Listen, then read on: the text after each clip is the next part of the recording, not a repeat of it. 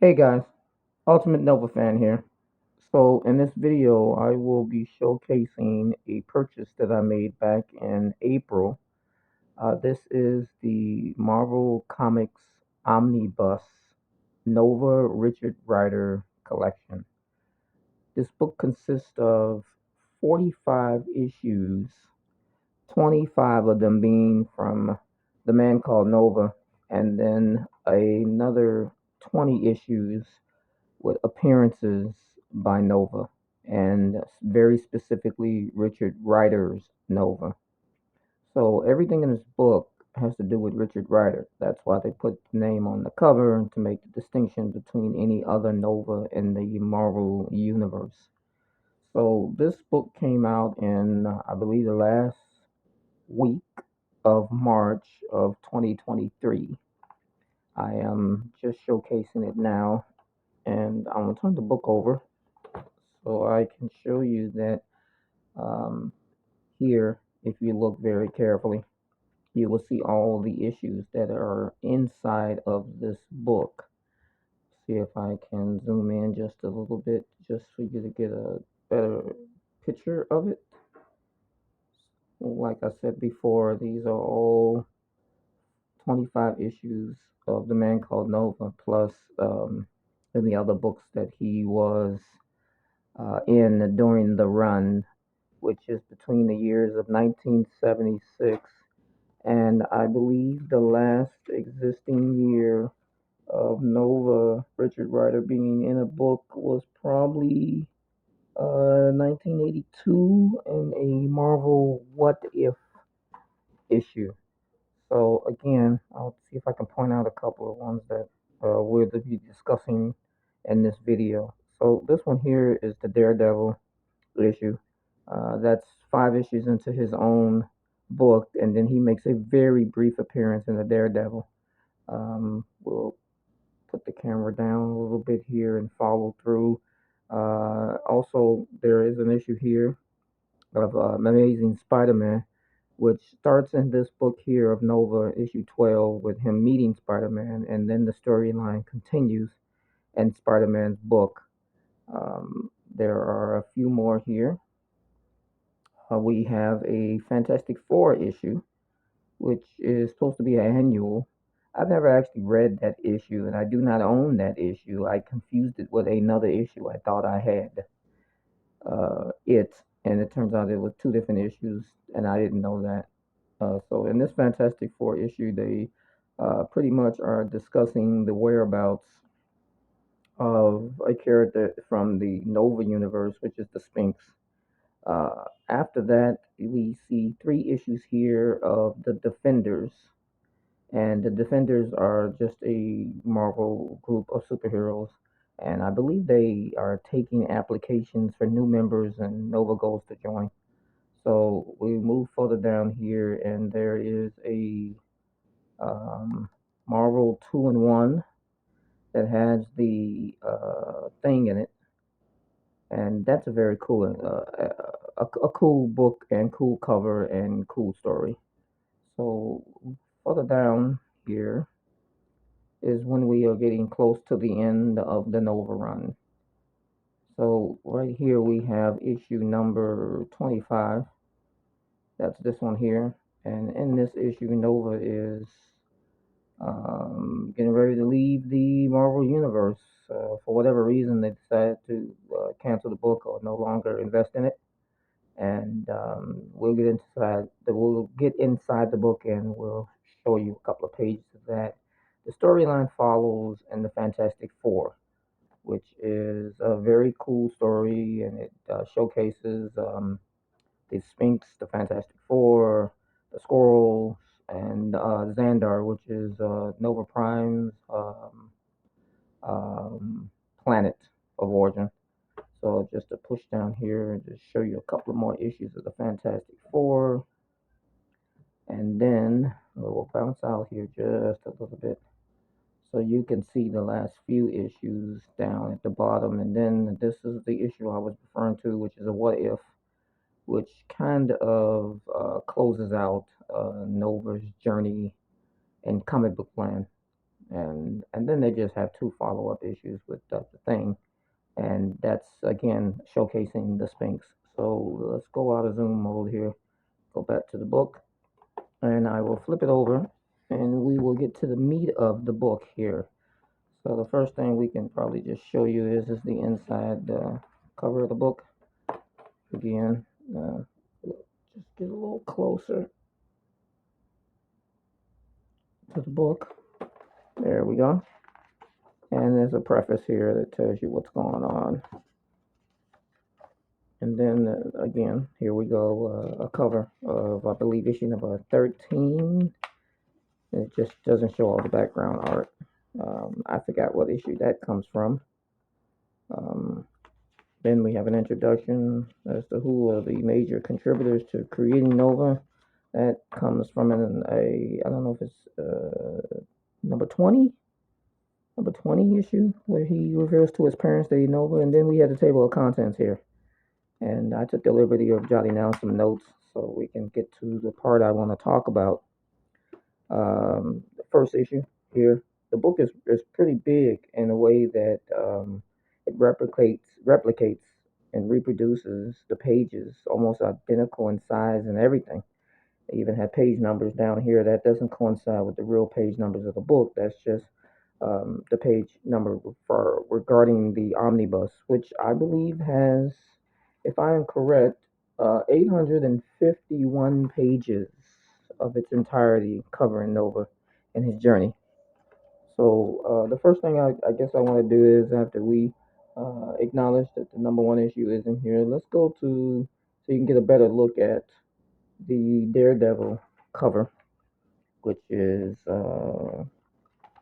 page 100. Give me a second here. We will find it so you can see it.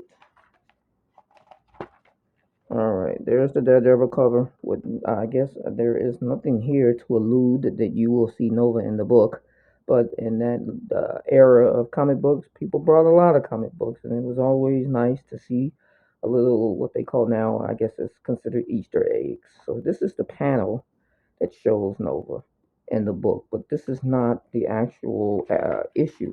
As you can see, it goes right to the next Nova issue. So this is just the cover of that book, and then the specific page that he's on. No big deal, but that's a nice little thing to have. So let's go now down to page 228, which is the Amazing Spider-Man. I am passing through all the Nova episodes here. You can go out and get those on your own. You can go online, but these are all the issues that he was in his book, and it covers the journey that he's on. We are going to page 228 now. I just want to show you some of the books that he's in outside of his own book. I think that's a little bit more interesting here if anybody's considering buying this omnibus. There he is. There's Spider-Man's issue. This is a continuation from the Nova issue that has Spider-Man featured in it. Now we have the Amazing Spider-Man issue with Nova in it, continuing the storyline that was in Nova issue 12. And I believe this entire issue is in this book. I believe Daredevil is the only one that does not show the entire issue, because Nova's only on one page. So we are just flipping pages here.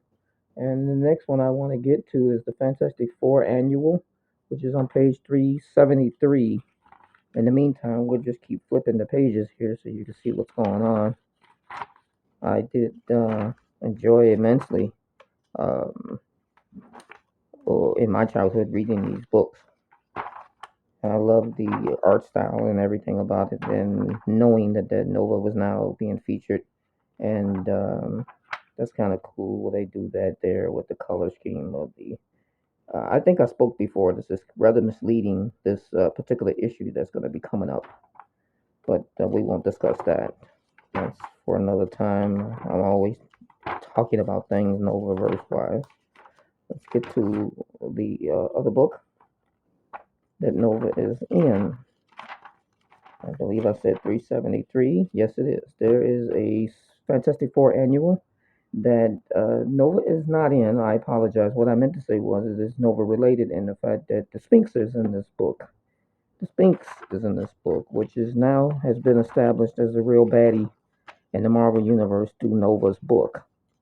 The Inhumans are in this book, which I did not follow and was not a big fan of as a kid. But um, just want to flip the pages here. There's the Sphinx. There's a specific storyline in it regarding him. There he is again.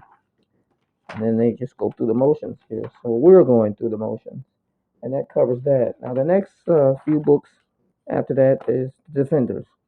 And again, there's Nova right there. And there are some members here. And then there are just people who are part of the Marvel Universe. So this is kind of cool because we're going to take a couple of seconds to flip all these pages so you can get an eye view of what's going on. There's Goliath, who is mentioned in the Ant-Man movie, played by Larry Fishburne.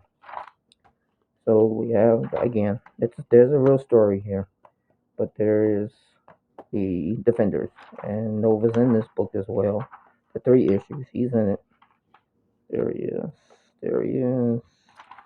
He's in it, no doubt about it. They're showcasing Nova. They're letting everybody in the Marvel Universe know they got a new guy in town. Don't see him here, but he's in this book as well. And again, that's all we're doing here. I'm just flashing pages to let you know what's going on. Didn't really grow up reading these books, but it's not the point. We're just trying to get to the Nova thing. Here is the next one that I was going to showcase anyway, so it's going back to back to back now, which is the Marvel 2-in-1s, which are very popular. And that is Nova and the Thing in a adventure. We are still talking the 70s. No, we're not getting out of that at all. So Nova debuted in 76, and I believe now it is 2 years into his existence by the time this book comes out, 78 or something like that. So again, that's just another one. So we'll just flip a couple of pages so you can get a look at that. And the next one we're going to be looking at after that is the last issue of Nova, which is issue 25 on page 588. In the meantime, we're just going to keep flipping a couple of pages here. Let's see, did I get no? The thing is still in there. And again, these are all good reads and nice old good classic Marvel drawing style. Once we get out of that, we have more Nova issues. But we said we were going to go to issue, I want to say it was 588. It's just a brief conversation we're going to have, guys. Nothing,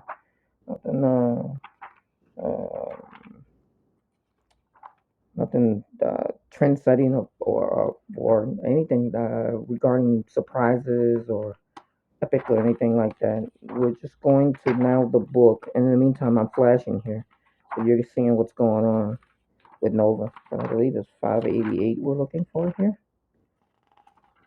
and this is the one where it ends. But there's a story that starts just before this issue that lets you know that he's going out in space, and I think this is the biggest space adventure he's had in his book and in his career so far. And even the tagline here at the top of the book, "He's gone, the human rocket," as opposed to all the other ones that said he's here, the human rocket. So that was a little bummer. And then of course you get to the end of this book here, this particular issue, and I went just one page too far. They tell you where it's going to lead into the Fantastic Four here. And you know that all the major players up to this point in the book have gotten together for a reason. Now we're introduced to the Fantastic Four and the universe of Xandar, and these are some really good issues, and they did a really good job of giving us some backstory about the Xandar culture and people in it. And this woman here is Queen Adora, which they don't depict in any of the Guardians of the Galaxy movies when they talk about the planet Xandar, and they don't do a very good job of capturing the essence of what the books had put out there in history. But every movie has an interpretation of what Marvel has put out there. There is a reason why the planet is submerged, or not submerged so much, encapsulated in bubbles like that, but I won't get into all of that. So, what I'm going to do very briefly is I'm going to try to just pass as many of these books as I can. Fantastic Four has been summoned to help Xandar in a battle that they're having with the Skrulls. Here are the Nova Corps. And again, I don't know at what point in this book that Nova pops up, but here is the battle that's going on between the Fantastic Four and the Skrulls on Xandar, trying to help them. And again, we're just flipping pages here, people, flipping pages. There's not a lot else going on that I wanted to showcase in this book. I think it covers 8 issues of the Fantastic Four to wrap this story up. There's Sphinx. I redrew this cover as a child, literally on a bigger piece of paper and character to character, and that was a very big accomplishment for me as a kid. I had a very good time as a child where you could just get into your hobbies and don't worry about life. And we are still moving here. There's Nova. There's the co-star characters from his book and some other people as well. And I think all we're going to discuss after this now is a book that's not in here. And this story, it goes all the way through to the end, the very end. There's even one issue of the Fantastic Four where the characters from Nova's universe go on to do something else, and they have to wrap up a storyline from the Fantastic Four. So you won't see Nova and them as much in that issue, but it doesn't matter. Um, there it is. That's when they summon Galactus because they're gonna need some big time help to take down the Sphinx. He's pretty powerful by this time in this storyline. And I hope I didn't pass by the epic moment where Galactus and the Sphinx fight. But if I did, you guys can still find this stuff out there online or buy the book. I'm not plugging this book. There it is. There we go. There's the big epic cosmic fight for the ages, as some catchphrases and cliches said. And man, I would love to see that on the big screen. And it would be a great tie-in to introducing the Fantastic Four to the new Marvel universe. And there's the fight that's getting ready to happen, and just keep popping along. Did I pass it by? Yeah, they hadn't fought yet. They were getting ready to fight. So by this time, I'm sure they're still fighting in that book. And the Sphinx pretty much is 2-bit by then. He's not top notch like we thought he was. Galactus is a world eater for a reason. He doesn't play around. After this, we wrap up the story in this book, I believe, here. And then we do the What If. The What If is an interesting book for one reason. They talk about what if Richard Rider hadn't lost his powers. That's never discussed in these books. It's never discussed in his books. What is discussed in disgusting? That's funny. What issue is discussing his loss of abilities? Rom the Space Knight. I believe that went from 1979 to 1986. I forgot how many issues. I think it was 75.